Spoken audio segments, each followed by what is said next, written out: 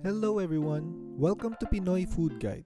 Ngayon para sa video na to, gagawa tayo ng Puto Pizza. Ito yung pinakabagong uso na twist sa paborito nating puto. Easy at simpleng version pa to guys, kaya tara na!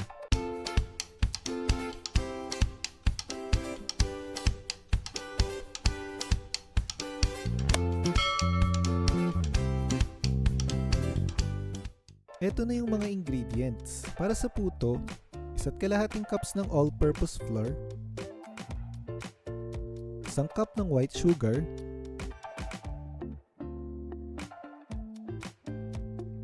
3 eggs,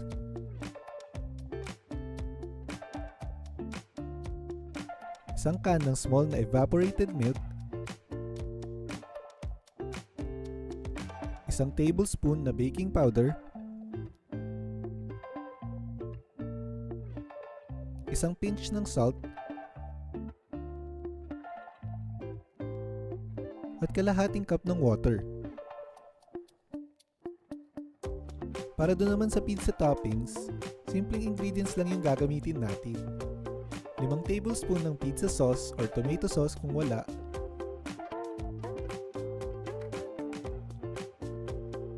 cheddar cheese slices. Maganda na slices yung gamitin natin para meron tayong chunky na texture mamaya.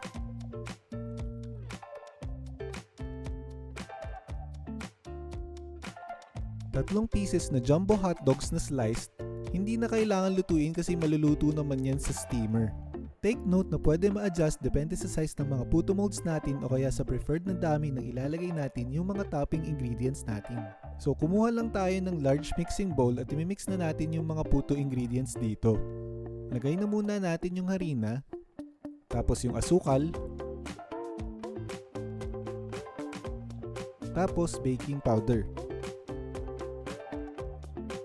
At hahaluin na natin to. Kung meron tayong whisk, maganda na ito yung gamitin natin. Pero pwede naman na kahit anong available na panghalo. Next naman, yung wet ingredients.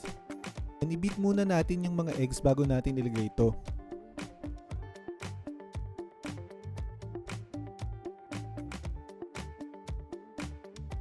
Pagkatapos nun, ilagay na natin yung evap.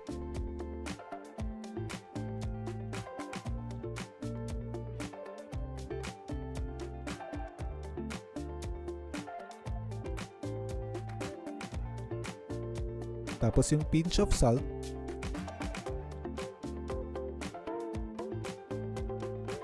Tapos, i-mix na natin ulit yung mga ingredients.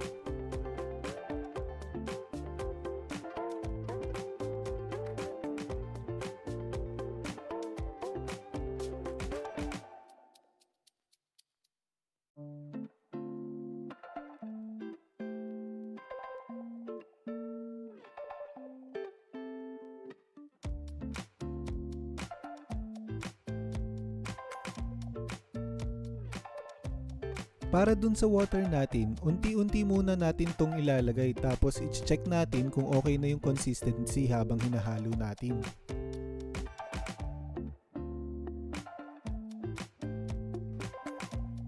Pwede nyo namang hindi ubusin to kung sa tingin nyo na malabnaw na yung texture.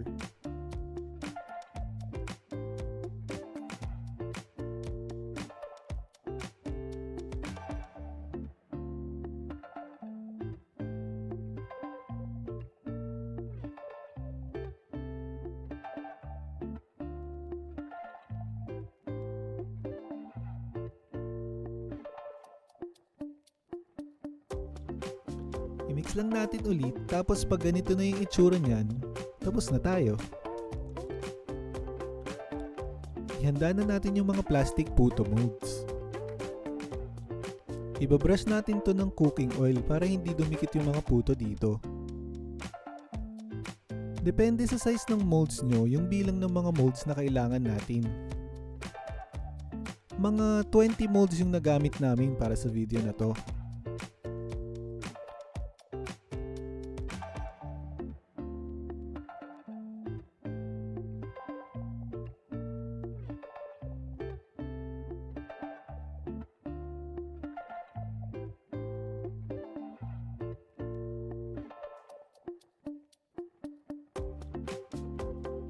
Scoop lang tayo ng mixture hanggang mapuno ng mga 2/3 yung kada mold.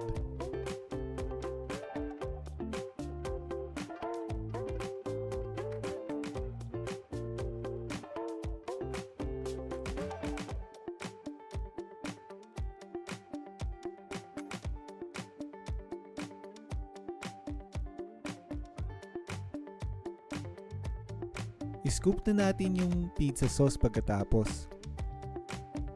Mas ayos to guys kung yung mga ready-made na pizza sauce na nabibili sa grocery yung gamitin natin, para sure na masarap yung timpla.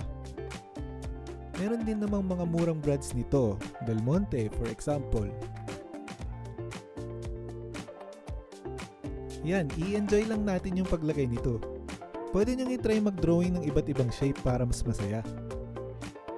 Parang sa buhay lang yan eh. Dapat ini-enjoy natin yung mga simpleng bagay, di ba?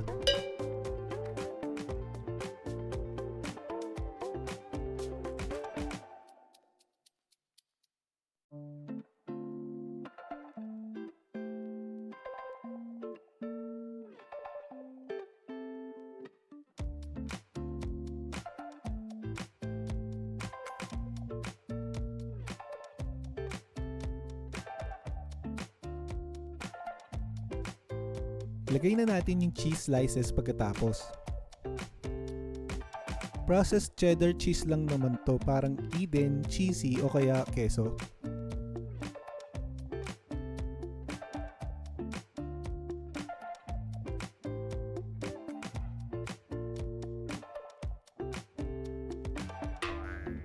Lastly, ilagay na natin yung hotdogs. Tender juicy yung ginamit namin pero kahit ano namang brand gusto nyo pwede.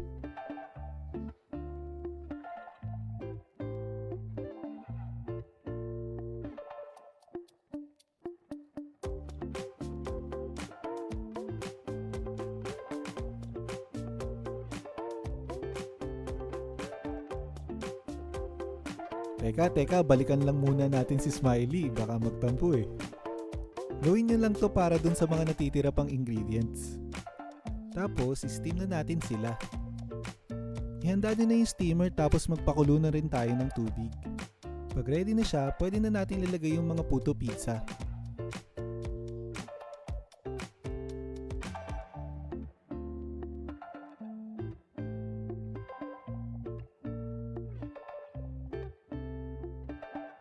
Takpan na natin to, pati make sure na may tela na nakabalot sa takip para hindi tumulo yung tubig sa mga puto.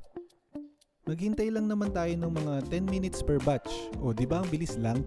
After nung 10 minutes na yon, makikita natin na umalsa na yung mga puto. Pwede na natin ilipat yan sa serving tray or serving plate. Yan guys, try nyo na rin gumawa nitong quick and easy merienda namin. Ang sarap naman ito. Magkakaroon pa tayo ng taste test. Tapos kung gusto nyong gawing pang negosyo to, meron kaming sample costing dito sa dulo na pwede nyong aralin. Pero before that, please don't forget to subscribe at i-click ang bell button para updated tayo sa lahat ng videos ng Pinoy Food Guide. Pwede na rin puntahan yung website namin sa pinoyfoodguide.com. Yan, titikman na natin. Parang lasang nasa birthday yan ah. Di ba pag nasa birthday, minsan napapakain tayo ng spaghetti at puto ng sabay? Ito na yun eh. Tapos parang nagko-complement din yung lasa ng mga toppings sa puto. Parang nakakatanggal ng umay dun sa sweetness ng puto yung saltiness ng hotdog at yung pagkamaasim ng pizza sauce. Try nyo na rin gawin to, masarap talaga siya. Para dun sa costing, isi-share namin sa inyo yung cost per piece nito pati yung possible na price range kapag ibebenta. Ito yung mga equivalent na price per portion ng mga ingredients natin. Kung 20 pieces na puto pizza yung nagawa natin, nasa 6 pesos and 48 cents per piece yung cost natin. Excluding pa dyan yung packaging. Pwede natin tumabenta ng mga hanggang 15 pesos per piece. Take note na hindi din natin sinama dyan yung nagamit na iba like salt and pepper, yung cooking oil para sa brushing, pati na rin yung LPG or kuryente na ginamit sa pag-steam. So i-adjust na lang natin siya. Ma-adjust din yung costing pati pricing natin depende sa presyo ng mga ingredients na mabibili natin.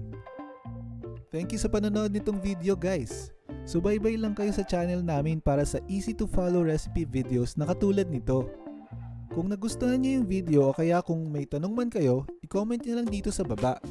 Pati please like the video na rin. Thank you guys!